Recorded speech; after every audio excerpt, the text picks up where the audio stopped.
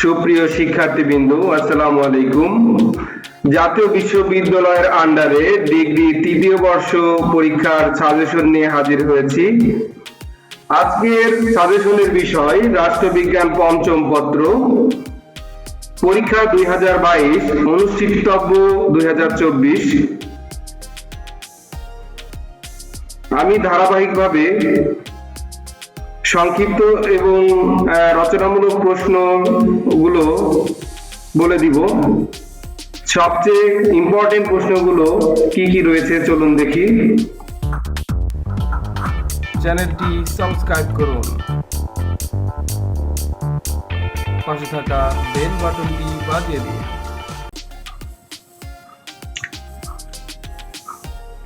অতি সংক্ষিপ্ত প্রশ্নের জন্য আমাদের যে সকল অতি সংক্ষিপ্ত প্রশ্ন বিভিন্ন সালে বেশি বেশি এসেছে সেইগুলো অবশ্যই একবার করে হলেও দেখে যেতে হবে এবং গুরুত্বপূর্ণ অতি সংক্ষিপ্ত প্রশ্নগুলো পেতে আমাদের ইউটিউব চ্যানেলের কমিউনিটি অপশনটি চেক করবেন। সেখানে আমাদের এই অতি সংক্ষিপ্ত প্রশ্নগুলো আমরা আপলোড করে দিব। চলুন দেখি কি কি সংক্ষিপ্ত প্রশ্ন আমাদেরকে পড়তে হবে। এক নম্বরে যে সংক্ষিপ্ত প্রশ্নটি পড়বেন, স্থানীয় সরকারের সংজ্ঞা দাও। স্থানীয় সরকারের সংজ্ঞা দাও। 2 নম্বর সংক্ষিপ্ত প্রশ্ন, স্থানীয় স্বায়ত্তশাসন কাকে বলে? স্থানীয় স্বায়ত্তশাসন কাকে বলে? 3 নম্বর সংক্ষিপ্ত প্রশ্ন, স্থানীয় সরকার ও স্থানীয় স্বায়ত্তশাসিত সরকারের মধ্যে পার্থক্য কি? 4 নম্বর, স্থানীয় স্বায়ত্তশাসিত সরকার সম্পর্কে লর্ড রিপনের প্রস্তাবগুলো কি ছিল? স্থানীয় স্বায়ত্তশাসিত সরকার সম্পর্কে লর্ড রিপনের প্রস্তাবগুলো কি ছিল? 5, মৌলিক গণতন্ত্র বলতে কি বুঝো? মৌলিক গণতন্ত্র বলতে কি বুঝো? 6, ইউনিয়ন পরিষদের গঠন প্রণালী বর্ণনা করো। ইউনিয়ন পরিষদের গঠন প্রণালী বর্ণনা করো। 7, সরকারি অর্থব্যবস্থা সম্পদ বলতে কি বুঝো? সরকারি অর্থব্যবস্থা সম্পদ বলতে কি বুঝো? 8, একটি উত্তম পরিকল্পনার বৈশিষ্ট্য সমূহ লেখো। একটি উত্তম পরিকল্পনার বৈশিষ্ট্য সমূহ লেখো।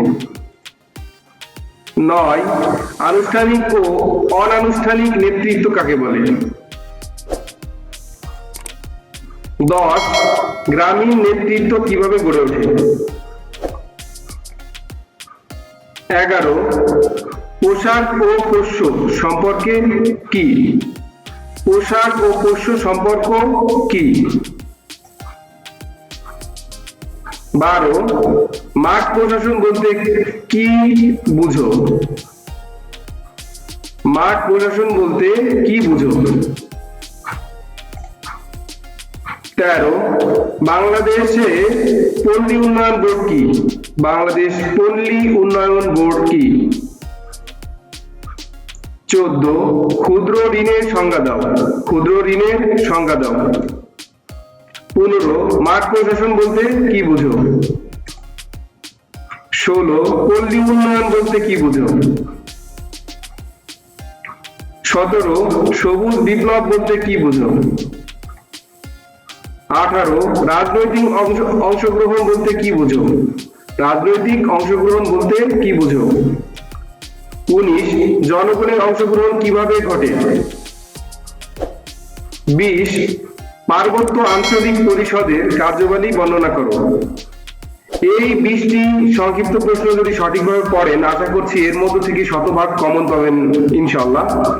চলুন দেখি কি কি রচনামূলক প্রশ্ন আমাদের পড়তে হবে, সেগুলো আমি বলে দিচ্ছি। সর্বপ্রথম যে রচনামূলক প্রশ্নটি পড়বেন, স্থানীয় সরকারের মূলনীতি সমূহ আলোচনা করো। স্থানীয় সরকারের মূলনীতি সমূহ আলোচনা করো। 2, বাংলাদেশের স্থানীয় সরকার প্রধান সমস্যা সমূহ চিহ্নিত করো।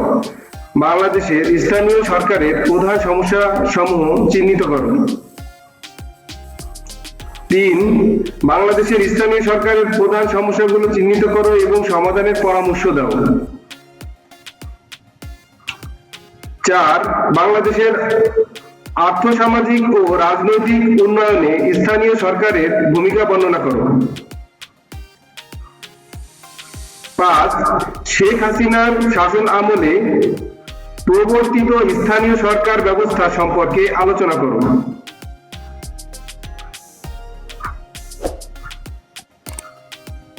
6, বাংলাদেশের স্থানীয় সরকার ব্যবস্থা শেখ হাসিনার গৃহীত পদক্ষেপগুলো আলোচনা করো।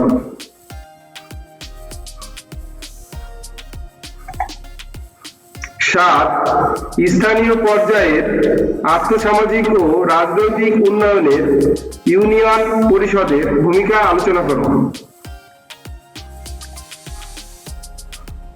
জেলা পরিষদের গঠন ক্ষমতা ও কার্যাবলী বর্ণনা করো।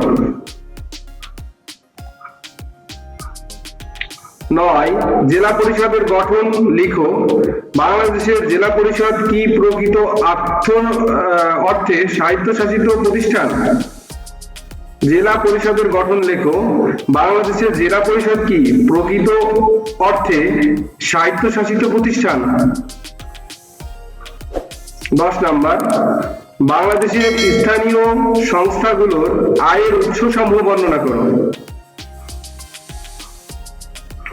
11, স্থানীয় সরকারকে সফল করার লক্ষ্যে বাংলাদেশ সরকার কর্তৃক গৃহীত পরিকল্পনা সমূহ আলোচনা করো। 12, বাংলাদেশের গ্রামীণ কোন্দলের কারণ সমূহ আলোচনা করো। 13, বিকেন্দ্রীকরণের সুবিধা ও অসুবিধা আলোচনা করো। 14, গ্রামীণ সমাজ কাঠামো কি? বাংলাদেশের সামাজিক পরিবর্তনের কারণ সমূহ আলোচনা করো।